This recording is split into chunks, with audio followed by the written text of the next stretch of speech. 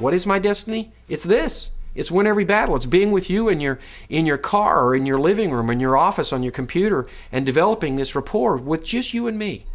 I want you to feel like I'm sitting there with you, one-on-one, coaching you, becoming your friend. So with that, I just want you to know that this is all possible. You can do every one of these things. You're going to be taught how to go into that supernatural. You know, everybody wants the supernatural. Look at all the movies are out, whether they're dark or they're light.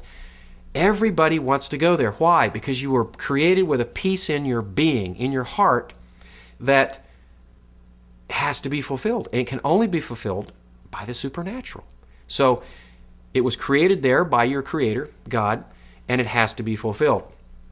Now, one of the concepts I want to teach you, it all starts this way. It starts with a concept called surrender. What is surrender? Well, you know, sometimes in the military, it can be like the Japanese on the USS Missouri in 1945 with Douglas MacArthur and everybody else. They're on the surrender deck of the USS Missouri, and the Japanese Imperial forces are surrendering to the Allies. It's a very somber occasion. Contracts are signed, and the enemy lays down their weapons, and it causes peace for at least a time on this earth. Surrender for me, what I'm telling you, is a very somber, serious thing. It can be done in a few minutes. For me, it took about 3 hours. But you don't have to do what I'm telling you, but if you do, I guarantee you the results. You can do it some other way if you want. But we have to surrender. Let me time out for just a second. When you surrender, you're surrendering from yourself. You're surrendering to a higher power. If you notice the common theme behind the NCAA tournament in basketball, football, and other athletic events, the NFL, the PGA, everything else, even bowling. I love bowling. I love NASCAR. I'm one of those kind of guys. But the common theme in winning at athletics or business is that the team, especially the leader, surrenders from themselves. They almost don't exist except to serve with loyalty, integrity, and trust. Then that person teaches the whole team and pulls them together, and they have to play. They have to play for a higher purpose. When this happens, it's time and time and time and time again. This very simple concept, surrendering to oneself and playing for a greater purpose for the whole. Sounds easy. It is easy, but you first have to know that's the way things work.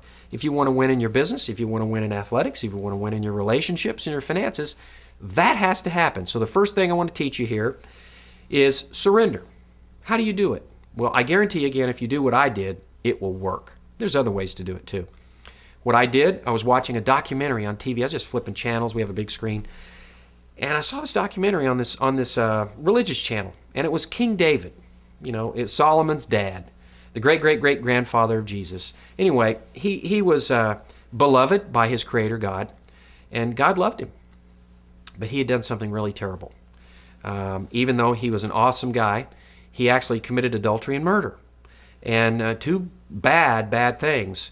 And he didn't admit up to this and turn from that. In the Bible, it calls it sin.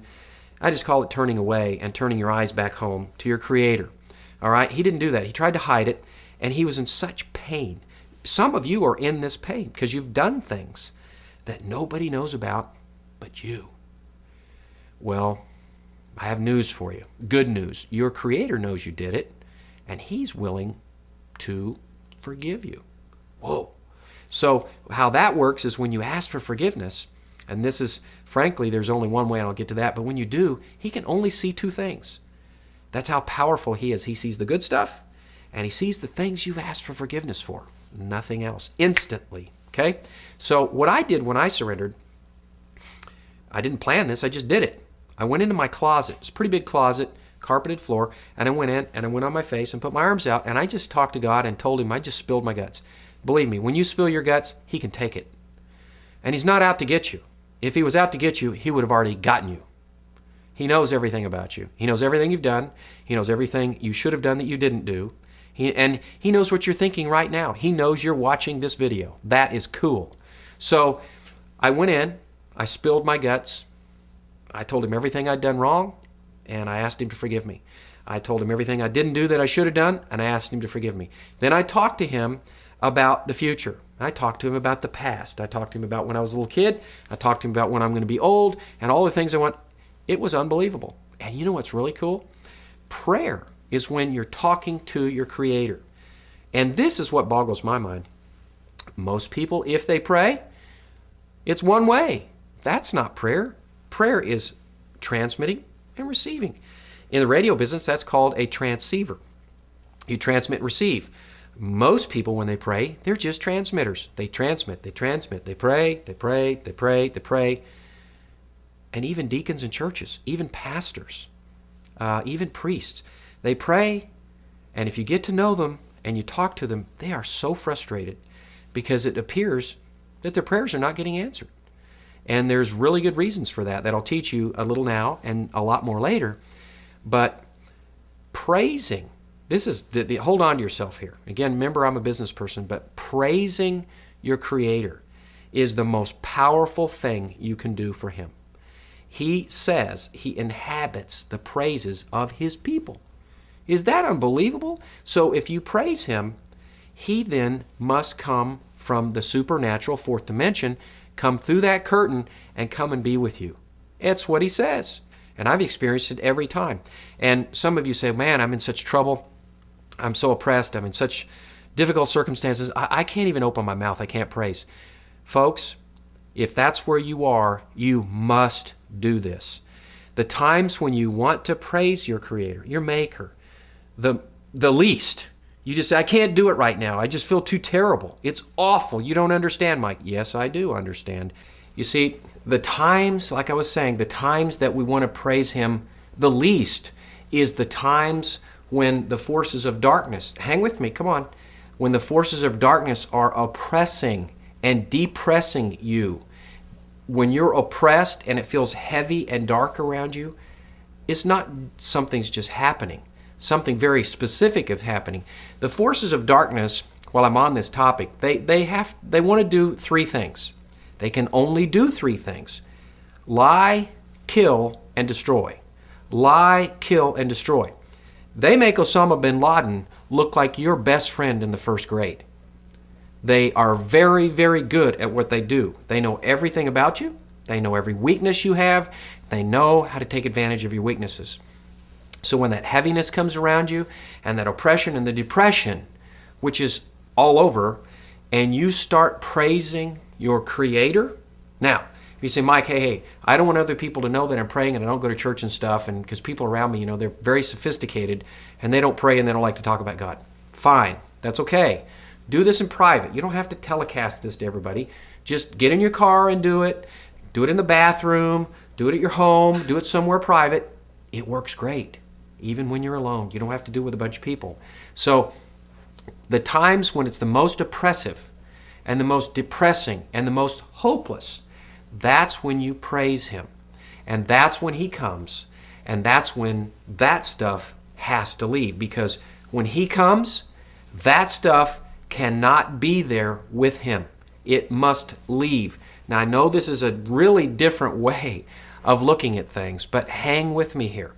Because again, is what you've been doing for the last 10 years work the way you wanted it to? Most of the time, no, it hasn't been. So remember, we got to do things we've never done to go places we've never been. So hang with me. So when you praise Him, now I'm going to go religious with you on here for just a minute. So hang with me. It's a cool story.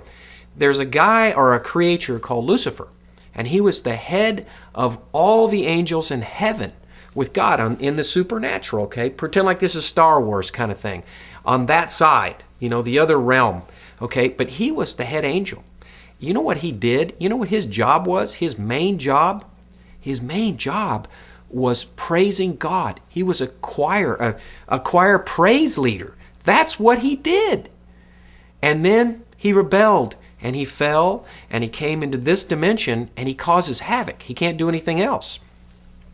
But the reason why this praise works, it's a double-edged sword, like a sickle, like this, like you're chopping wheat. Because when you praise your Creator, He comes. He must be there. And then when the forces of darkness, who are led by this fallen angel, Lucifer, he hears the praise of his God, the one that he led all that worship to, and he remembers instantly what it was like and the privileges he had and the fellowship with his Creator God.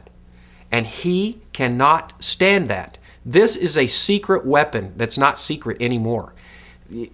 Again, when you praise him, God comes, he's with you, he inhabits the praises of his people, and the leader of the forces of darkness, you cut him off at the legs. He can't be there, and neither can any of his people, any of his other host of darkness. So he's got to leave, and your Creator who loves you unconditionally must come. That, if you don't get anything else out of this, whether you subscribe to this newsletter or not, that is a life-changing deal. And there's hundreds of these type of things that I want to share with you.